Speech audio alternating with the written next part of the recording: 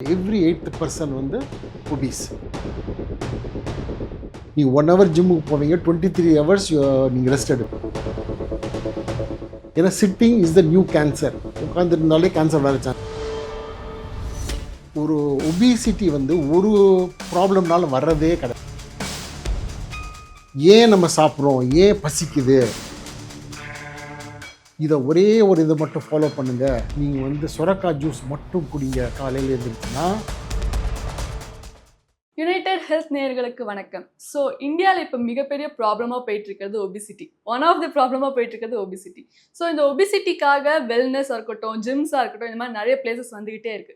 So இந்த obesity and wait மேனேஜ்மெண்ட்டை பற்றி இன்னும் கிளியராக பேசுறதுக்காக நம்ம கூட இணைஞ்சிருக்காங்க endocrinologist specialist and bariatrics physician doctor Rajeswaran. வணக்கம் சார். ஸோ சார் வந்து இப்போ 35 இயர்ஸாக வந்து யூகே அண்ட் இந்தியா ரெண்டு இடத்துலையுமே வந்து ஒரு ஃபிசிஷியனாக ஒர்க் பண்ணிட்டு இருக்காங்க. ஸோ அவங்கக்கிட்ட நம்ம கேட்போம், இப்போ சார் யூகே அண்ட் இந்தியா எந்த அளவுக்கு அட்வான்ஸ்டாக இருக்கும் நம்ம வெயிட் மேனேஜ்மெண்ட்டில்? ஸோ இந்த ஒரு 10 வருஷமாக பார்த்தா ஒபிசிட்டி வந்து எல்லா கண்ட்ரிலையும் ஜாஸ்தி ஆகிட்டு இருக்கு. Okay. Over weight and obesity வந்து சிக்னிஃபிகண்ட்டாக கூடியிருக்கு யூஎஸ்ஏ, யூகே, கனடாவில். இப்போ இந்தியாவும் கேட்சப் பண்ணுது. So it's a serious problem. இப்போ ஒரு நம்பர்ஸ் கொடுக்கணுன்னா 8 பில்லியன் பீப்புள் இருக்காங்க இந்த இடத்துல. இப்போ 1 பில்லியன் பீப்புளுக்கு ஏற்கனவே ஒபிசிட்டி வந்துருச்சு. So it's a serious problem. Every 8th person வந்து ஒபீஸ். ஸோ இப்போ நீங்கள் என்ன கேட்குறீங்கன்னா எவ்வளோ அட்வான்ஸ்டாக இருக்கும்னு. இப்போ எல்லாரும் என்ன நினைக்கிறாங்க, இப்போ அந்த மருந்துகள்லாம் வருது, புது புது மருந்துகள், ஒசம்பிக், விகோவி, இதெல்லாம் பிராண்ட் நேம் சொல்கிறேன், மோஞ்சாரோ. ஸோ ஓகே, இதெல்லாம் மருந்தெல்லாம் இட்ஸ் குட். இப்போ என்ன நீ யோசிக்கணும்னா இன்னும் ஒரு 60-70 மருந்து வரப்போகுது அடுத்த வருஷம், அதுக்கு அடுத்த வருஷம், அதுக்கு அடுத்த வருஷம் வந்துக்கிட்டே இருக்கும். அப்படின்னா என்ன, இந்த மருந்து வேலை பார்க்காது, கண்டினியூஸாக வேலை பார்க்காது. ஸோ கம்பெனிஸ் வந்து புது புது மருந்து கொண்டு வருவாங்க.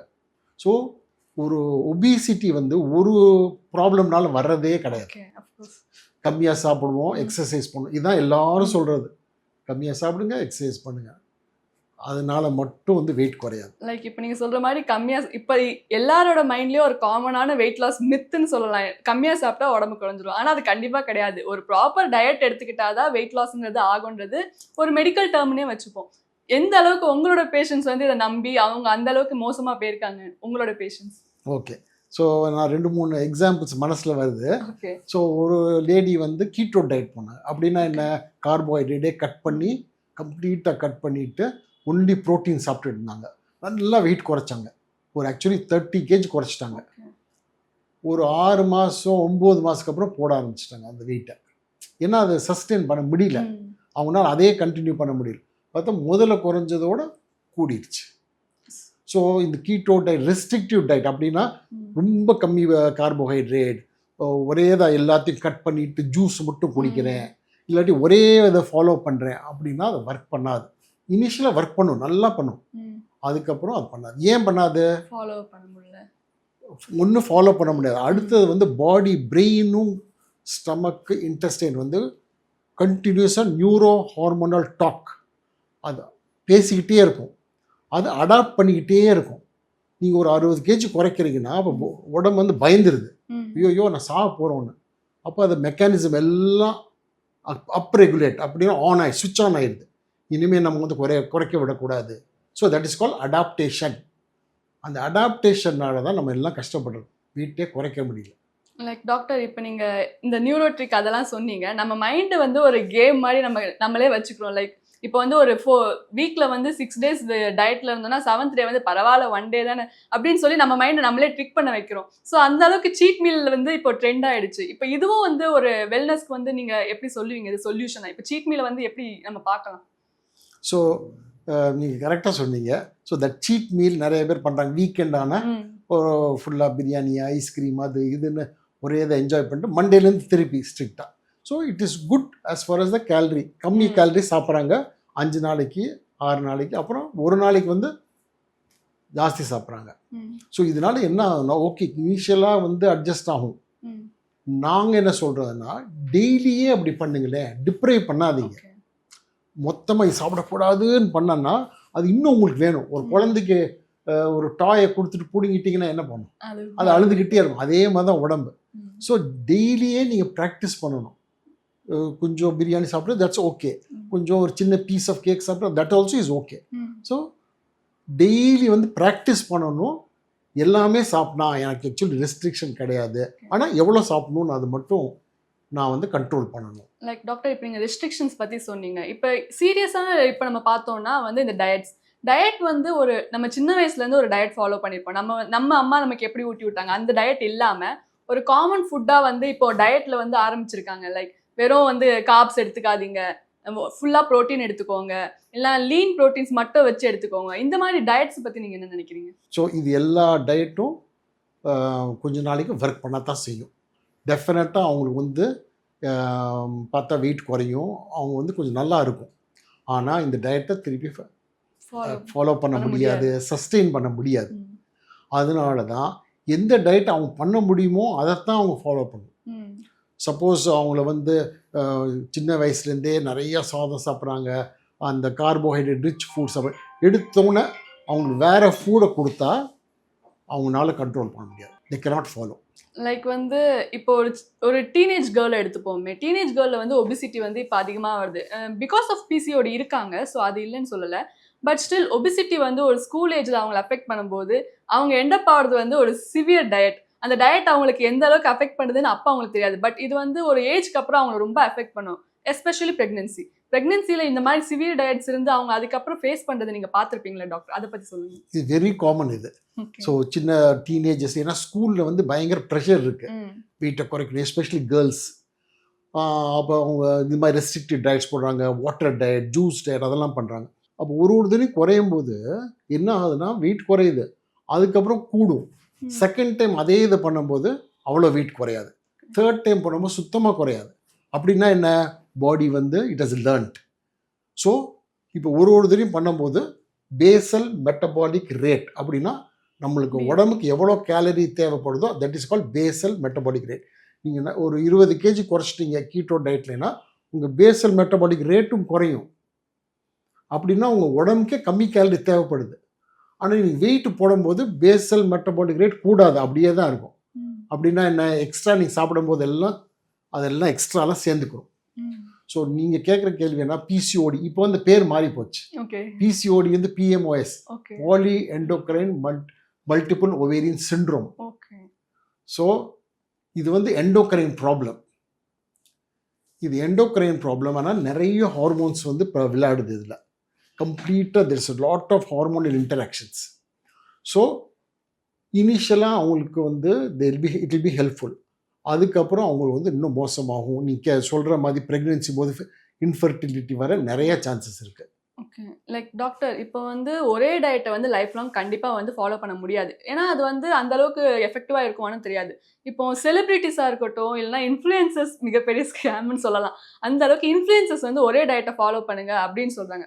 லைக் ஒரே டயட் வந்து ஃபாலோ பண்ண முடியாதுல்ல டாக்டர்? அது கூடவும் கூடாது இல்லையா? அதை பற்றி என்ன நினைக்கிறீங்க? கரெக்ட். இதுக்கு தான் வந்து there is a word இங்கிலீஷில் வந்து ஒன் ட்ரிக் போனி. ஓகே, இப்போ நான் வந்து உங்கள்கிட்ட இது பண்ண கம்மியாக சாப்பிடு, 10,000 ஸ்டெப்ஸ் பண்ண, ஒழுங்காக தூங்க, தண்ணி குடி, ப்ரோட்டீன் சாப்பிட்னா ரொம்ப காம்ப்ளிகேட்டடாக நான் சொல்கிறேன் உங்களுக்கு. இப்போ இதே இது யாராவது ஒருத்தவங்க வந்து சொல்கிறாங்க இதை ஒரே ஒரு இதை மட்டும் ஃபாலோ பண்ணுங்கள், நீங்கள் வந்து சுரக்காய் ஜூஸ் மட்டும் குடிங்க காலையில் எழுந்திரிச்சுன்னா ஈஸியாக இருக்குது. ஸோ அதான் ஒன் ட்ரிக் போனி.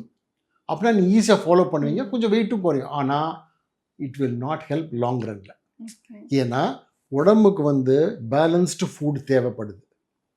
ஸோ இந்த டயட்ஸ் எல்லாம் இஸ் ஓகே, பட் லாங் ரன்ல ஒர்க் பண்ண. அதே மாதிரி நீங்கள் சொன்னீங்க இந்த இன்ஃப்ளூயன்சர்ஸ், டெஃபினட்டாக some people give good advice. ஆனால் அவங்களுக்கு அது ஹெல்ப் பண்ணியிருக்கு. ஆனால் அவங்களோட ஜீன் டிஃப்ரெண்ட் இல்லையா? இப்போ நம்ம ஏன் ஜீன் வந்து இஸ் டிஃப்ரெண்ட் ஃப்ரம் யூ. இப்போ ஒருத்தவங்களுக்கு வேறு மாதிரி. அதான் நாங்கள் அசஸ் பண்ணுறது கிளினிக்கில்.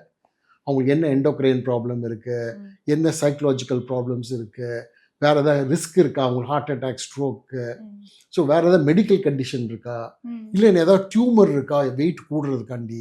ஸோ இதெல்லாம் நாங்கள் அனலைஸ் பண்ணிட்டு தான் அடுத்த இது கொடுப்போம் மெடிசன். லைக் நீங்க வந்து இவ்வளோ ப்ரொசீஜர்ஸ் சொல்றீங்க, பட் ஸ்டில் பீப்புள் வந்து ஒரு வீடியோ பார்த்து இந்த லைக் சிம்பிள் ட்ரிக்ஸ் ஃபாலோ பண்றது வந்து எங்களுக்கு ரொம்ப ஈஸியா இருக்கும் rather then following a strict diet. So அந்த மாதிரி ஒரு மைண்ட் ட்ரிக் வந்து நாங்க மனசுக்குள்ளேயும் சரி எங்களுடைய மென்டல் ஹெல்த்லயும் நாங்க பிலீவ் பண்ணிட்டு இருக்கோம்.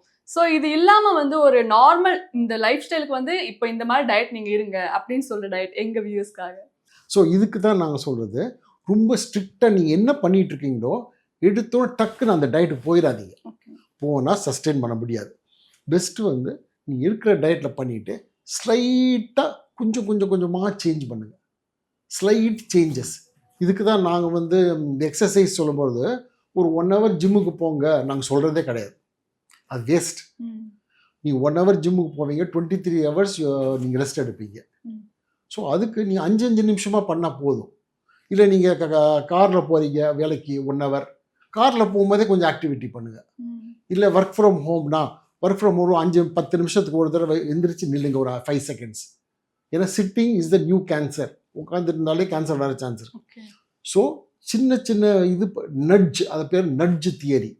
அப்படின்னா கொஞ்சமாக தள்ளி விடணும். அதை வந்து அடாப்ட் பண்ணால் 100% சக்ஸஸ்ஃபுல் ஆவாங்க. லைக் டாக்டர் இப்போ நீங்கள் நட்ஜ் தியரி அதெல்லாம் பற்றி கூட சொன்னீங்க.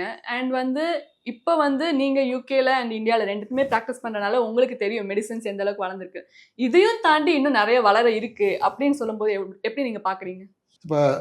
இப்போ லேட்டஸ்ட்டாக வந்திருக்க வந்து செமாக்ளூடைட் ஒரு மாலிக்யூல், அப்புறம் டெரசிபிடைடு பிராண்ட் நேம் வந்து மோஞ்சாரோ, செமாக்ளூடைடு வந்து விகோவி. இது ரெண்டுமே லைசன்ஸ்ட் ஃபார் ஒபிசிட்டி. இது எல்லாமே டயபெட்டிஸ்க்கும் யூஸ் பண்ணுறாங்க. இப்போ இது வந்து ஒரு பார்ட் ஆஃப் த பாத்வே. அப்படின்னா ஏன் நம்ம சாப்பிட்றோம், ஏன் பசிக்குது, ஏன் அதை மட்டும் டேக்கிள் பண்ணுது. ஜிஎல்பி அந்த மாதிரி பாத்வே, ஜிஐபி அந்த பாத்வேல. ஆனால் அதை தவிர நிறைய பாத்வே இருக்குது. ஸோ ஒரு பாத்வேக்கும் மருந்துகள் வரப்போகுது.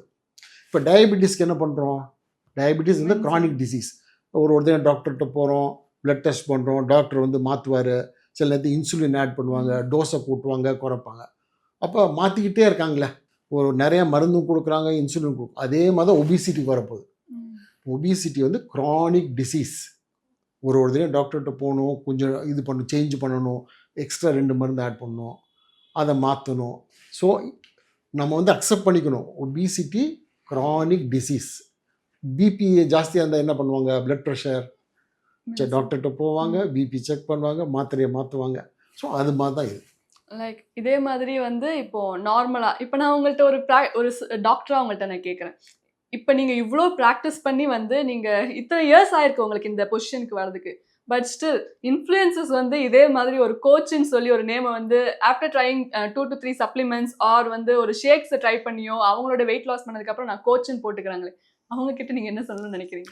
நான் அவங்ககிட்ட என்ன சொல்கிறேன்னா, ப்ளீஸ் நீங்கள் அட்வைஸ் கொடுக்குறது வந்து அவங்க ஹார்ம் பண்ணாமல் இருக்கணும். இப்போ மெடிசனில் வந்து ஃபஸ்ட்டு எங்களுக்கு சொல்லிக் கொடுத்த ரூல் வந்து டூ நோ ஹார்ம். அதான் ஃபஸ்ட்டு ஸ்டெப்பு. அதுக்கப்புறம் ட்ரீட்மெண்ட் பண்ணுவோம். ஸோ ஃபஸ்ட்டு நீங்களும் அந்த இன்ஃப்ளூயன்சர்ஸும் டூ நோ ஹார்ம், அதுதான் ஃபஸ்ட்டு பண்ணும். ஏன்னா டக்குன்னு ஒரு அட்வைஸ் கொடுத்துட்றாங்க. இப்போ நான் எக்ஸாம்பிள் கொடுக்குறேன். போன வாரம் ஒரு லேடி வந்தாங்க, அவங்க வந்து 6 சப்ளிமெண்ட் எடுத்துக்கிட்டாங்க. 6 சப்ளிமெண்ட் வந்து T3ன்னு ஒரு மருந்து, அதுக்கப்புறம் மெக்னீசியம், குரோமியம், கிரியாட்டின், அதுக்கப்புறம் டெஸ்டோஸ்டிரான். ஸோ இவ்வளோ மருந்து எடுத்துகிட்டு பார்த்தா ஃபுல்லாக வந்து எல்லா அப்நார்மாலஜி, லிவர் ப்ராப்ளம் வந்திருக்கு, தைராய்டு ப்ராப்ளம் வந்திருக்கு, அவங்க டெஸ்டோஸ்டிரானே கம்மியாயிருச்சு. ஸோ இந்த எல்லாமே சப்ளிமெண்ட்ஸ்னால தானே, எவ்வளோ ஹார்ம் பண்ணுது. ஸோ என் சின்சியர் அட்வைஸ் என்னென்னா, first step don't know harm. அவங்களுக்கு வேணால் யூஸ்ஃபுல்லாக இருந்திருக்கலாம், ஆனால் எல்லாருக்கும் யூஸ்ஃபுல்லாக இருக்காது. அஃப்கோர்ஸ் எல்லாருக்கும் கண்டிப்பாக இது யூஸ்ஃபுல்லாக இருக்காது. So do no harm. Do no harm.